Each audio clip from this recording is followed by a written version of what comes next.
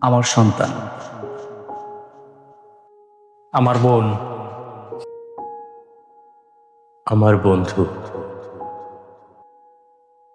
আমি একজন বাবা।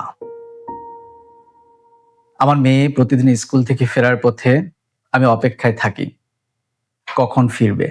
নারীদের নিয়ে কথা বলে, আমি থামাইনি, হাসছিলাম। সেদিন আমি অপরাধী ছিলাম।